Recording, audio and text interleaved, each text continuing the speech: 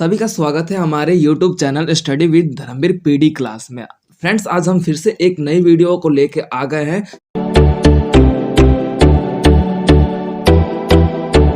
तो इसमें हम इग्नू का थर्ड ईयर का जो आपका पॉलिटिकल साइंस का ये जो कोड है BPSE 142, जो कि आपका ये देखा जाएगा कि इसमें हमने पर्टिकुलर इसका जो फर्स्ट पार्ट का वीडियो डिस्क्रिप्शन में मेंशन कर दिया गया है, जिसमें हम ये पढ़े हैं कि इसमें टोटल आपके 15 चैप्टर है 1 से लेके, और हमने फर्स्ट पार्ट के वीडियो में 8 चैप्टर तक एक्सप्लेन कर चुके हैं कि आप पर्टिकुलर कौन कौन से चैप्टर में क्या पढ़ने वाले हैं। तो इसमें हम फ्रेंड्स 9th चैप्टर से लेके 15 चैप्टर के बीच पढ़ेंगे कि कौन कौन से चैप्टर में आप कौन किस तरीके के क्या बातें पढ़ने वाले हो।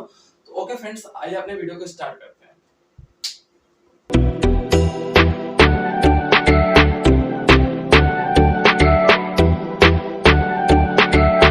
चैप्टर है आपका अन्य पड़ोसी देशों के प्रति भारत की नीति। यानी कि इसमें ये देखेंगे कि जो आपने अभी तक पढ़ा था कि जैसे कि आपका 8 चैप्टर 7 चैप्टर और 6 चैप्टर के अंतर्गत आपने पर्टिकुलर एक एक देशों के नाम के अंतर्गत पढ़ा था। तो इसमें हम ये देखेंगे कि जो पर्टिकुलर आपका अन्य पड़ोसी देश है, जैसे कि आपका श्रीलंका, बांग्लादेश, आपका नेपाल, भूटान, जो जिस प्रकार से ये है, पाकिस्तान भी हो सकता है जो हमारा आपके पड़ोसी देश है।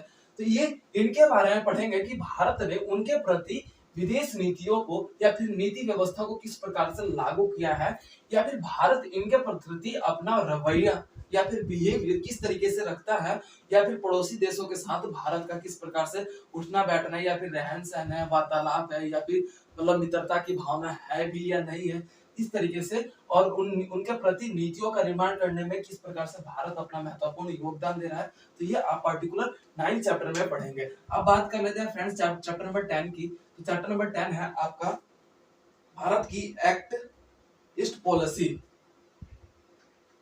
भारत की एक्ट और ईस्ट पॉलिसी।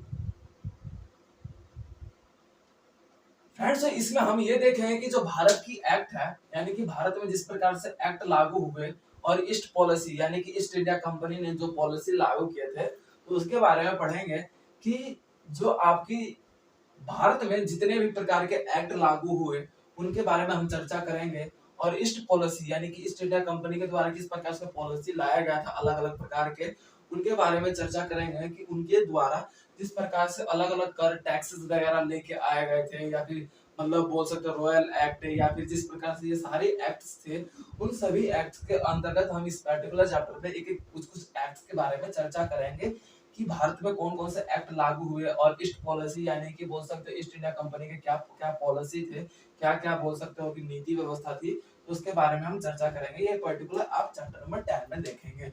अब बात कर लेते हैं चैप्टर नंबर 11 की। तो चैप्टर नंबर 11 है फ्रेंड्स आपका देखा जाता है भारत और मध्य एशिया और पश्चिमी एशिया। भारत और मध्य एशिया और पश्चिमी एशिया।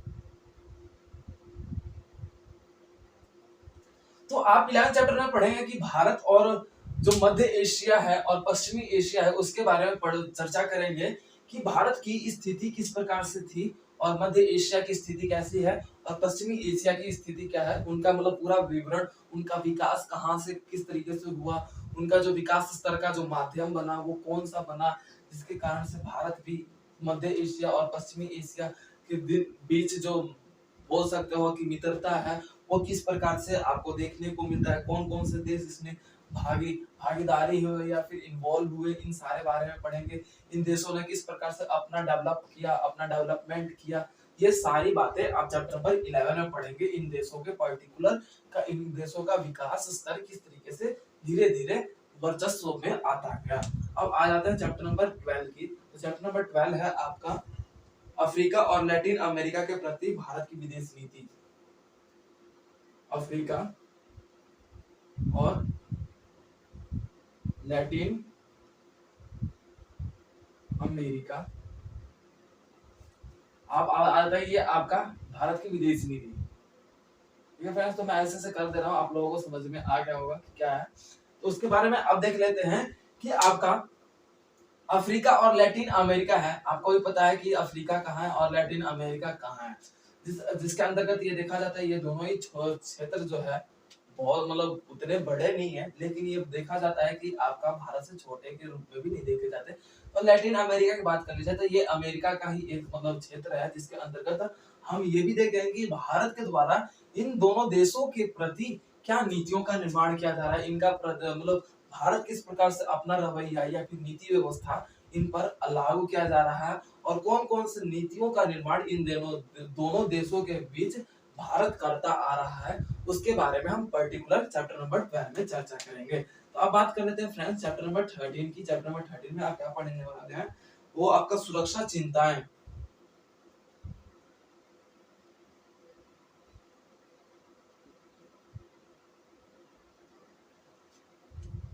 फ्रेंड्स अब इसमें ये देखा जाता है कि आप चैप्टर नंबर 13 में ये देखेंगे कि जिस प्रकार से भारत या फिर कोई भी देश अपने वर्चस्व अपनी स्थिति को बरकरार रखने के लिए अपना डेवलप प्रतिदिन डे बाय डे करता आ रहा है, हथियारों का मतलब बनाना या परमाणु हथियारों का निर्माण करना, इन सभी हथियारों के निर्माण करने से सुरक्षा चिंता यानी कि सुरक्षा के प्रति एक चिंता बरकरार रहे कि कोई भी देश अपने वर्चस्व को नीचे नहीं रखना चाहता था, सभी अपने आप को सर्वश्रेष्ठ करना चाहते हैं।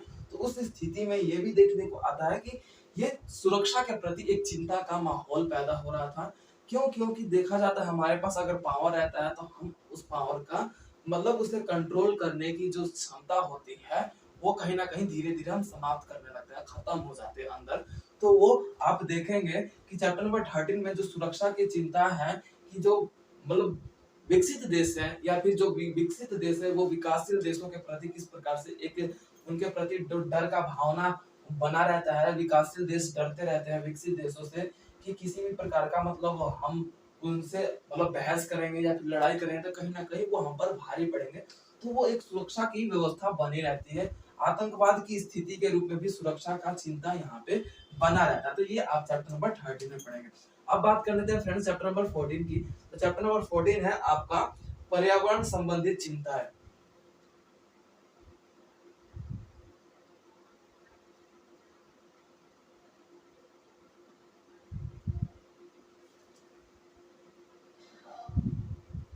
फ्रेंड्स आपको भी पता चल गया होगा कि ये जो हम टॉपिक पढ़ने वाले हैं उसमें किस रूप में हम पढ़ेंगे कि जो हमारा एनवायरनमेंट है या फिर बोल सकते हो कि एनवायरनमेंट में किस प्रकार से प्रदूषण फैलता जा रहा है, दिन प्रतिदिन हमारा पर्यावरण दूषित होता जा रहा है। तो ये एक चिंता का विषय बन चुका है। तो ये चैप्टर नंबर 14 में आप पढ़ोगे कि चैप्टर नंबर 14 में कौन कौन से पर्यावरण का हानि या फिर नुकसान के कारण मनुष्य का स्वास्थ्य किस प्रकार से खतरे में पड़ चुका है। हमारी जो एक फसल का निर्माण करने की प्रक्रिया है, अलग अलग जो हमारे पहले थे वो कहीं ना कहीं आज रूप में खत्म होते आ रहे हैं और जानवर जो पशु पक्षी थे वो हमारे पर्यावरण में धीरे धीरे विलुप्त हो रहे हैं। तो ये एक चिंता का विषय बन चुका है। और हमारा देखा जाता है पॉलिथीन के कारण हमारा पर्यावरण कितना प्रकार से किस प्रकार से दूषित होता जा रहा है, पेड़ों की कटाई से किस प्रकार से हमारा पर्यावरण खतरे में पड़ चुका है। तो ये आप चैप्टर नंबर 14 में पढ़ेंगे। उसके बाद आपका लास्ट चैप्टर है आपका देखने को आता है आर्थिक चिंताएं।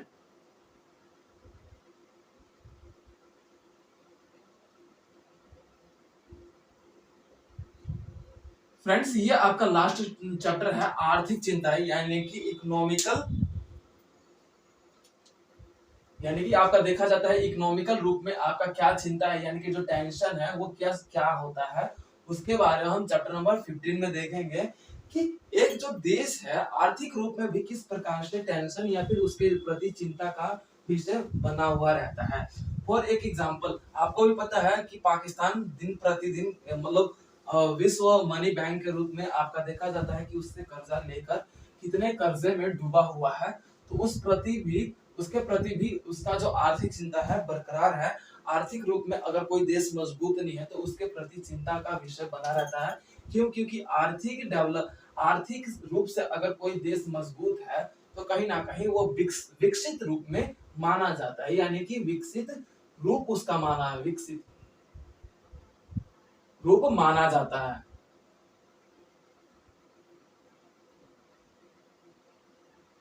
माना जाता है विकसित रूप उसका माना जाता है। उस स्थिति में हम ये देखते हैं कि वो चिंता से मुक्त होता है, वो अपना किसी भी प्रकार से अपने देश की देखभाल कर सकता है या फिर देश को चला सकता है। लेकिन कोई देश आर्थिक रूप में कमजोर हो तो कहीं ना कहीं उसके प्रति चिंता का विषय बरकरार रहता है कि उस देश का विकास किस प्रकार से किया जा सकता है।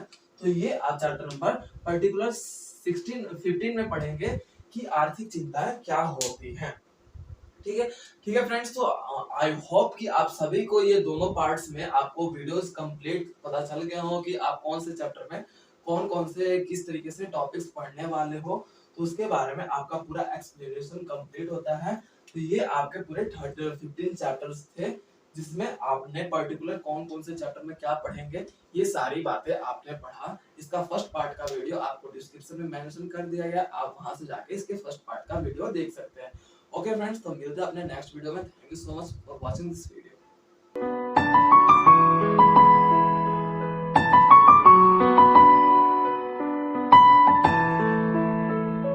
तो वीडियो को like, comment, share and subscribe करना ना भूलें।